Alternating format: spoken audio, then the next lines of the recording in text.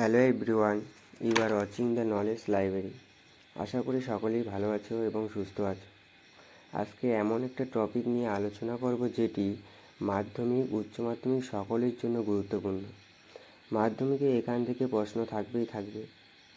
আজকের টপিক হলো ভারতের অর্থনৈতিক পরিবেশ থেকে বিভিন্ন শস্য চাষের অনুকূল ভৌগোলিক পরিবেশ। আজকের এই ভিডিওটি যদি তোমরা মন দিয়ে দেখো তাহলে পরীক্ষায় যে কোনো ফসল অর্থাৎ ধান, গম, চা, কার্পাস, ইক্ষু যাই আসুক না কেন তোমরা বানিয়ে লিখতে পারবে। তাই দেরি না করে খাতা কলম নিয়ে মনোযোগ সহকারে বসে পড়ো। বিভিন্ন শস্য চাষের অনুকূল অর্থনৈতিক পরিবেশ মোটামুটি একই রকমের, শুধুমাত্র প্রাকৃতিক পরিবেশের পার্থক্য দেখা যায়।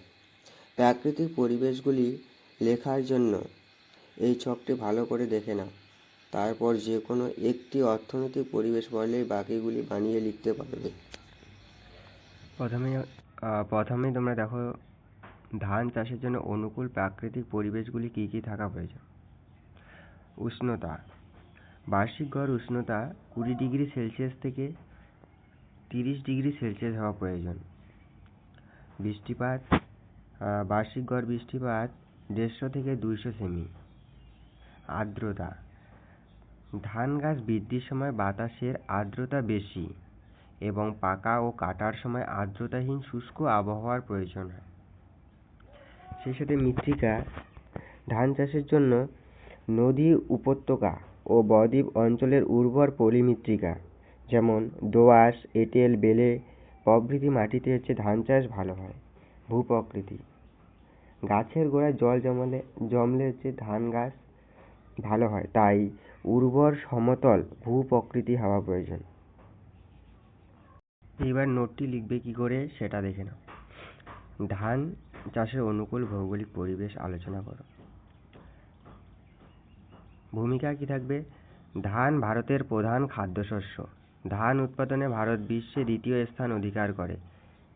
ভারতে ধান চাষের অনুকূল ভৌগোলিক পরিবেশ সম্পর্কে নিম্নে আলোচনা করা হলো। নম্বর, প্রাকৃতিক পরিবেশ।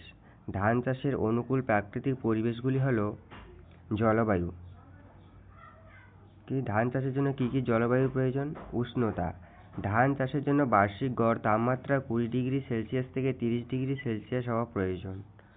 ভারতে 15 ডিগ্রি সেলসিয়াস উষ্ণতাতে শীতকালে বোরো ধানের চাষ করা হয়। এখানে আমি একটি নতুন লাইন অ্যাড করছি। তারপর বৃষ্টিপাত, ধান চাষের জন্য বার্ষিক গড় বৃষ্টিপাত 150 সেমি থেকে 200 সেমি হওয়া প্রয়োজন। তারপর কি তুমি আরেকটা লাইন অ্যাড করতে পারো, প্রচুর পরিমাণে জল প্রয়োজন হয় বলে ধানকে তৃষ্ণার্ত ফসল বলা হয়। আর্দ্রতা, চারা গাছ বৃদ্ধির সময় বাতাসের আর্দ্রতা বেশি থাকা দরকার ও ধান পাকা ও কাটার সময় আর্দ্রহীন শুষ্ক আবহাওয়ার প্রয়োজন। তারপর কি মৃত্তিকা, নদী, উপত্যকা ও বদ্বীপ অঞ্চলে উর্বর পলি মৃত্তিকা যেমন দোআঁশ, এঁটেল ও বেলে মাটি ধান চাষের পক্ষে আদর্শ। ভারতের গঙ্গা ব্রহ্মপুত্র অববাহিকা এবং পূর্ব ও পশ্চিম উপকূলীয় সমভূমির উর্বর মাটিতে ধান চাষ ভালো হয়। ভূপ্রকৃতি, ধান গাছের গোড়ায় জল জমে থাকা প্রয়োজন বলে ধান চাষের জন্য সমতল জমি দরকার।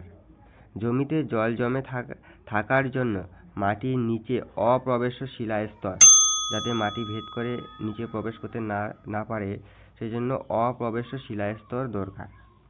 তারপর কি অর্থনৈতিক পরিবেশ। অর্থনৈতিক পরিবেশে 1 নম্বর, সুলভ শ্রমিক, বীজতলা তৈরি অর্থাৎ যেখানে বীজ বোনা হয়, ভূমিকর্ষণ, চারা স্থানান্তর ও রোপণ করা, সার কীটনাশক প্রয়োগ, ধান কাটা, মাড়াই করা প্রভৃতি কাজের জন্য ধান চাষে প্রচুর শ্রমিকের প্রয়োজন।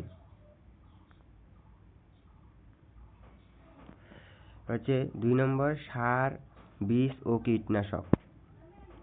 জমির উর্বরতা বাড়ানোর জন্য বিভিন্ন জৈব ও রাসায়নিক সার, ফসলের উৎপাদন বাড়ানোর জন্য বিভিন্ন উচ্চ ফলনশীল বীজ এবং ফসলকে রোগ পোকার আক্রমণ থেকে রক্ষা করার জন্য কীটনাশক প্রয়োগ করা প্রয়োজন। 3 নম্বর পরিবহন। জমিতে সার, বীজ, কীটনাশক সরবরাহের জন্য উৎপাদিত ফসলকে বাজারে নিয়ে আসার জন্য চাষের যন্ত্রপাতির জমিতে নিয়ে যাওয়ার জন্য পরিবহন ব্যবস্থা উন্নত থাকা দরকার। মূলধন। জলসেচ, সার, কীটনাশক, উচ্চ ফলনশীল বীজ, শ্রমিকদের মজুরি, পরিবহন ব্যয় প্রভৃতির জন্য ধান চাষে প্রচুর মূলধন প্রয়োজন হয়। এইবার গম, চা, ইক্ষু চাষের অনুকূল প্রাকৃতিক পরিবেশগুলি দেখে নাও। গম চাষের জন্য বার্ষিক গড় উষ্ণতা 15 থেকে 20 ডিগ্রি সেলসিয়াস হওয়া প্রয়োজন এবং বৃষ্টিপাত 50 থেকে 100 সেমি। অঙ্কুরোদ্গমের সময় আর্দ্র আবহাওয়া, গাছ বড় হওয়ার সময় শুষ্ক আবহাওয়া, গমের পুষ্টির সময় আর্দ্র আবহাওয়া এবং গম কাটার সময় শুষ্ক আবহাওয়ার প্রয়োজন। কি কি মাটির প্রয়োজন? উর্বর ভারী দোআঁশ মাটি, হালকা এঁটেল মাটি, কৃষ্ণ মাটিতে গম চাষ ভালো হয়। সেই সাথে ভূপ্রকৃতি কেমন হওয়া প্রয়োজন? উত্তম জল নিকাশি ব্যবস্থাযুক্ত ঢালু জমি থাকা দরকার। এবার হচ্ছে ইক্ষু চাষের জন্য বার্ষিক গড় উষ্ণতা 20 থেকে 27 ডিগ্রি সেলসিয়াস হওয়া প্রয়োজন। সেই সাথে বৃষ্টিপাত 75 থেকে 150 সেমি। আর্দ্রতা হচ্ছে চারা গাছ বাড়ার সময় আর্দ্র জলবায়ু এবং আখ কাটার সময় রোদ ঝলমলে শুষ্ক আবহাওয়ার প্রয়োজন। মাটি। চুন ও লবণ সমৃদ্ধ দোআঁশ মাটি, রেগুর মাটি প্রয়োজন। তারপর ভূপ্রকৃতি কি? আগের মতনই উত্তম জল নিকাশি ব্যবস্থাযুক্ত মৃদু ঢালু জমির প্রয়োজন। এবার আসো কার্পাস চাষের জন্য উষ্ণতা 20 থেকে 25 ডিগ্রি সেলসিয়াস, বৃষ্টিপাত 50 থেকে 100 সেমি। আর্দ্রতা।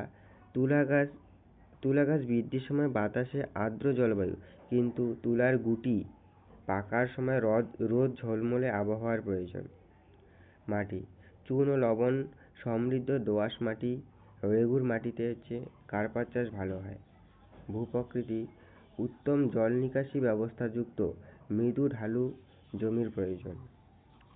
এবার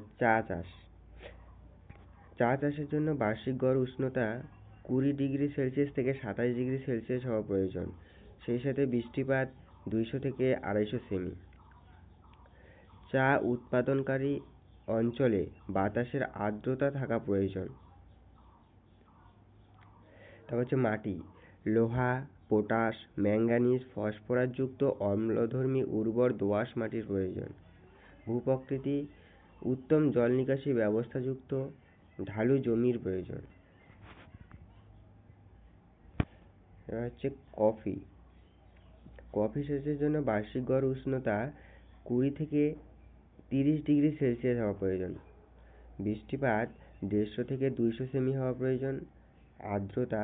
কফি গাছ বৃদ্ধির সময় আর্দ্র জলবায়ু, কিন্তু ফল পরিপক্ব হওয়ার সময় রোদ ঝলমলে শুষ্ক আবহাওয়ার প্রয়োজন। তারপর মৃত্তিকা বা মাটি। লোহা, পটাশ ও নাইট্রোজেনযুক্ত অম্লধর্মী লাল দোআঁশ মাটির প্রয়োজন। ভূপ্রকৃতি। উত্তম জল নিকাশি ব্যবস্থাযুক্ত ঢালু জমি প্রয়োজন।